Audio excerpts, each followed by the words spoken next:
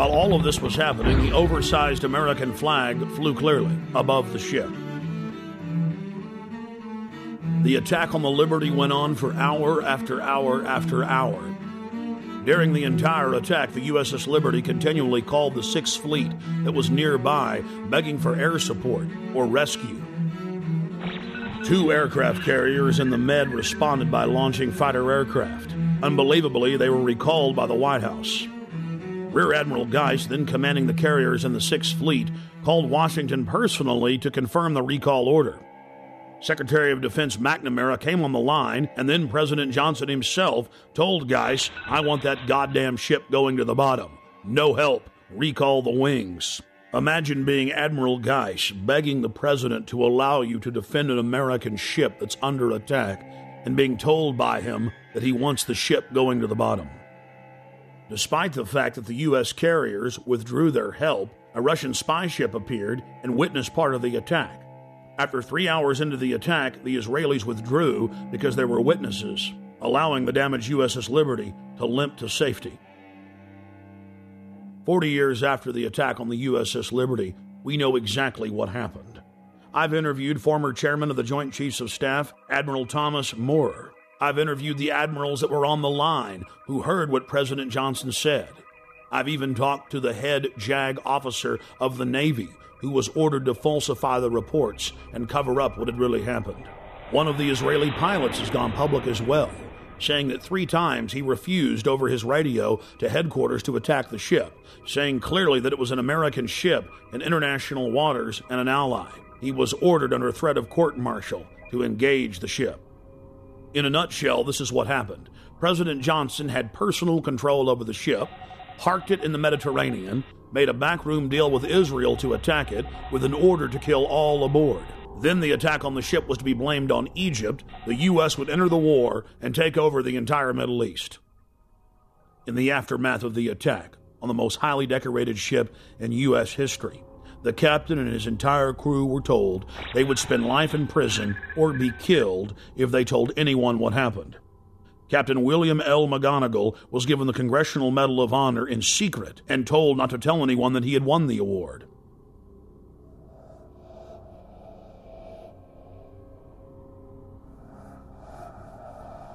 Now that we've looked at a small cross-section of historical examples of government-sponsored terrorism, let's fast forward to the horrific attacks of 7/7 in London. Tony Blair, leader of the pro-war Labour Party, had lost a huge number of seats in the Parliament and was fighting to keep his position as Prime Minister. And then right on time, the bombings of 7/7 and 7/21 occurred. Within days of the London bombings, evidence began to emerge indicating Western intelligence agency involvement. I traveled to London from Austin, Texas, to personally investigate.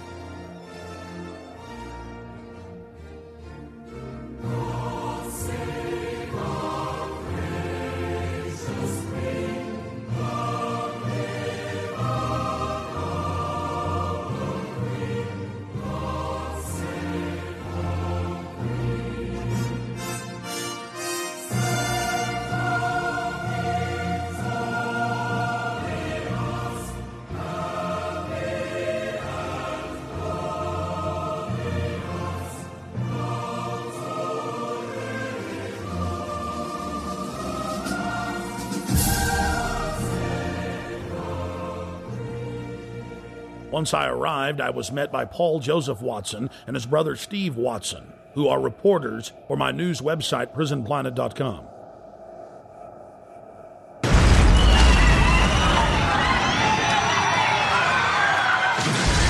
To understand the London bombings and who perpetrated them, you first need to look at 3/11/2004, the bombings in Madrid, Spain.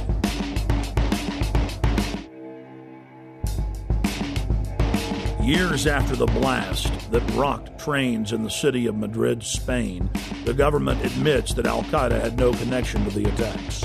Every one of the supposed bombers had intimate links to the Spanish security services, including the head of their bomb squad. The alleged leader of the bombers who reportedly gave dynamite to the terrorists, was connected to the Madrid bomb squad.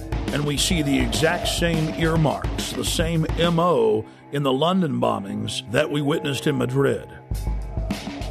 On the morning of July 7th, 2005, 3 trains and a city bus were ripped to pieces when 4 military-grade explosive devices detonated. At 8:50 a.m., 3 explosive devices simultaneously detonated on 3 separate trains. Within minutes, eyewitnesses were reporting to the press that there had been multiple terror attacks. Despite the fact that 3 train cars were burning wrecks strewn with dead and dying Londoners, Scotland Yard for over an hour and a half claimed that all of the disruptions were simply caused by a power outage in the London Underground. Power surge on the Underground, that's all we heard. The bus was about an hour after the Underground, so that's when I think everybody knew that it wasn't what it was, you know. I think it was just an excuse, power surge, whatever. Why would they say that, though, knowing it was? Trying to cover up, probably, you know what I mean? So there wasn't no panic and everybody sort of like, just get on with everything, you know, so... Then, mysteriously, 50 minutes into the attack, the London Police Department orders the number 30 Hackney to Marble Arch bus to leave its normal route and to park at the corner of Woburn Square and Tavistock Place. At 9:47, a 4th bomb detonates, killing 13 civilians and injuring many others. Note, out of several hundred buses in service that morning, it's the only bus that the police take special control of and direct to Tavistock Square. I've been walking up and down this road, looking at the bus stops for a number 30. The bus stops have all the numbers of the buses on them individually. There's no number 30 on any of the bus stops.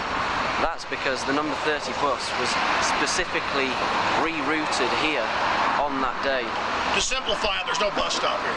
There's no number 30 bus stop here, no. Well, that was in the news, that it was specifically diverted here. They admitted that the number 30 bus was the only bus that was directed to a different area of the city. For what reason? Nobody knows, but they admit that. So it's very strange that for no reason it would come down this road when it was bombed. Remember, while all this is happening, the police are on radio and TV telling everyone that it's just a power failure, an outage. Meanwhile, commuters on the bus were listening to other radio reports where eyewitnesses were reporting explosions. The supposed bomber on the bus with the rucksack became panicked and began looking in his rucksack in what witnesses said was a confused and frightened manner. Weeks later, police detectives investigating the case said that all 4 of the bombers on the 3 trains and the bus didn't fit the M.O., the modus operandi of bombers. They bought 2-way tickets.